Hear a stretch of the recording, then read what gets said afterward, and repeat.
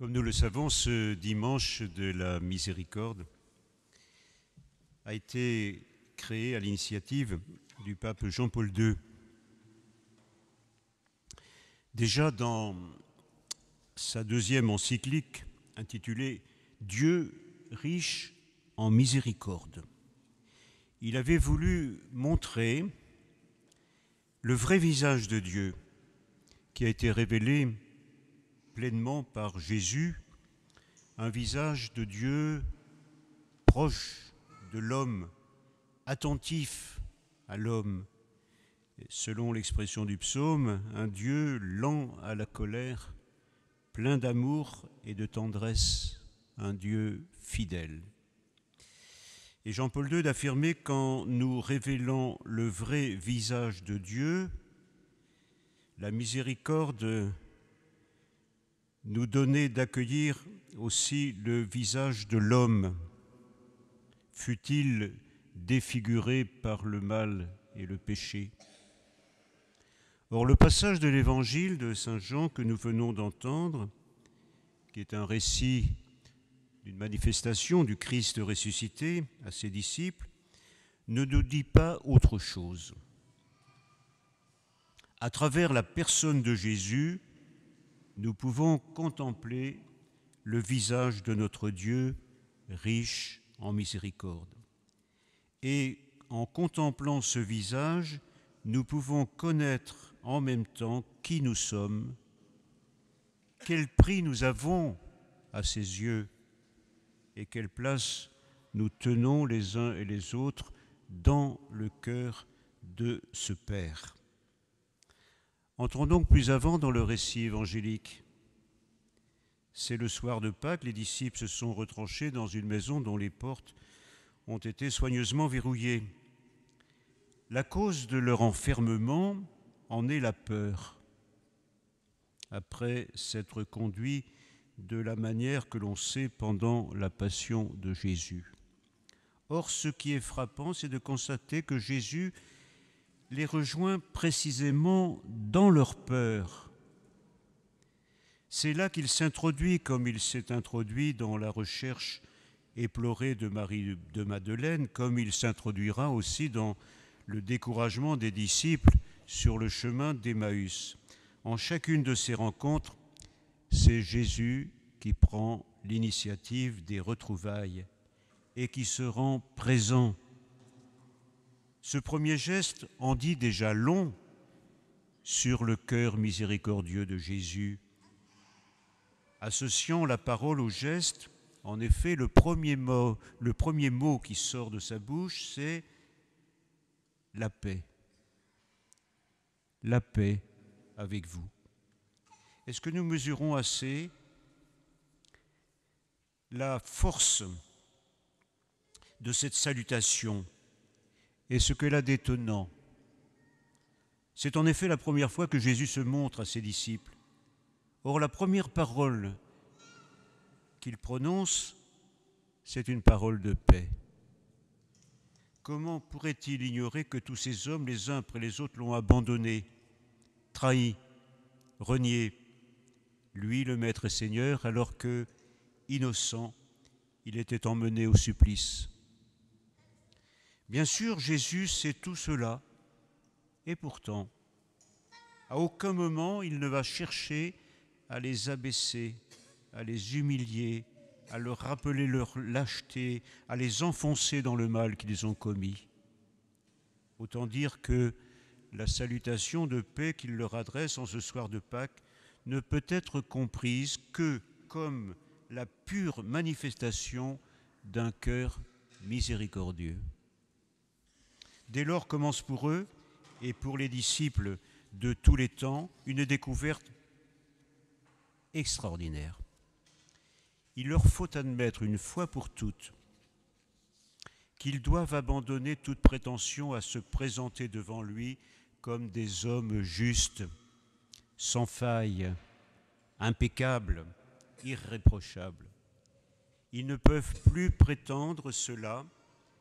Parmi les apôtres, Pierre est le type même de celui qui n'a d'autre issue que de s'en remettre à la seule miséricorde divine. À l'instar plus tard de l'apôtre Paul qui pourra écrire « C'est une parole sûre, digne de tout notre accueil. Christ Jésus est venu dans le monde pour sauver les pécheurs, dont je suis, moi, le premier. Mais il m'a fait miséricorde pour qu'en moi, le premier, Jésus-Christ montra toute sa puissance et me fit servir d'exemple à ceux qui croiront en lui en vue de la vie éternelle. » En effet, pour être témoin de la miséricorde, sans doute faut-il avoir été soi-même bénéficiaire une fois pour toutes de la miséricorde. Et si Jésus donne aux apôtres, dans le souffle de l'Esprit, le pouvoir de remettre les péchés, c'est précisément parce qu'ils ont eux-mêmes goûté à la miséricorde divine en étant relevés de leurs défaillances. Telle est l'expérience fondamentale faite par les disciples dans cette rencontre pascale avec le ressuscité. Mais il est une autre expérience que nous fait découvrir la suite du récit évangélique avec l'épisode de Thomas.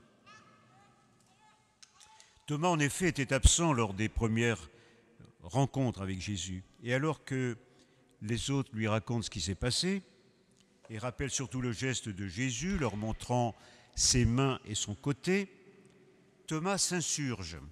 Il veut voir de ses propres yeux, allant jusqu'à mettre en jeu sa propre foi.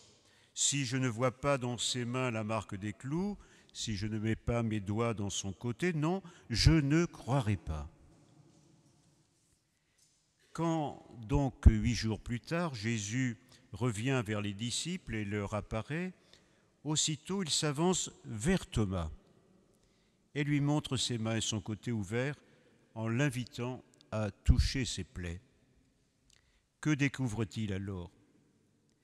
Thomas découvre que le ressuscité et le crucifié sont une seule et même personne.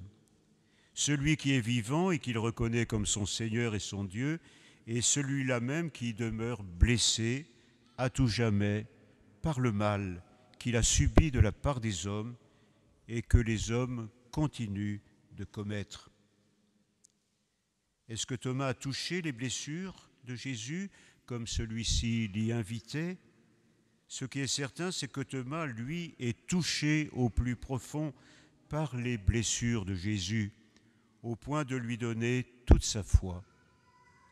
D'une certaine manière, on peut dire qu'il fallait que Thomas, à la mesure de son incrédulité, fût mis en face des blessures de Jésus pour comprendre enfin ce que signifie la miséricorde divine.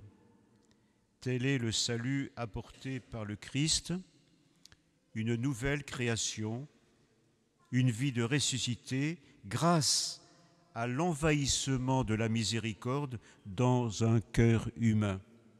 Encore faut-il accepter de se laisser toucher soi-même jusque dans les replis de son cœur.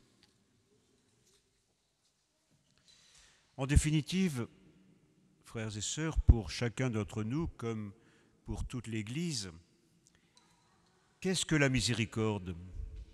Si ce n'est le partage de la blessure de Dieu en face du mal qui est dans le monde.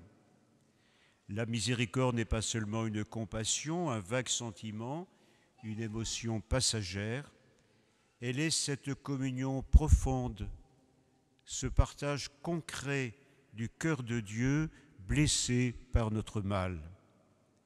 Elle est l'amour même du Christ pour notre misère et notre faiblesse.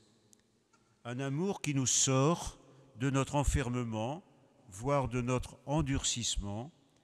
Un amour qui nous rend capables de prendre sur nous le mal de l'autre, parce que nous l'aimons plus que nous-mêmes. Bien que désemparés les uns et les autres, devant le mystère du mal qui ne cesse de faire son œuvre dans le monde, mais aussi en nous-mêmes parfois, il importe d'ouvrir les portes qui ont été verrouillées à l'invasion en nous de la miséricorde.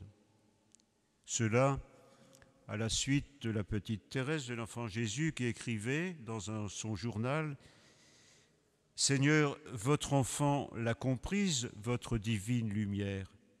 Elle vous demande pardon pour ses frères.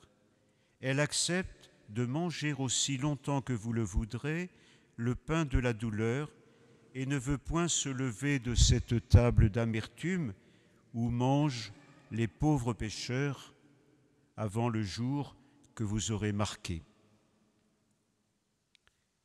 Manger à la table des pécheurs, n'est-ce pas ce que nous nous préparons à vivre maintenant en nous approchant de la table eucharistique?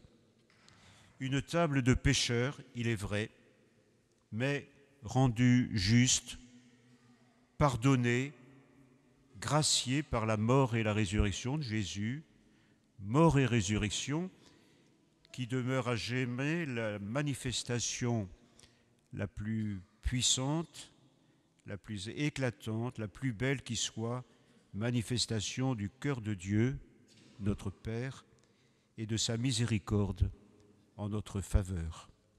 Amen.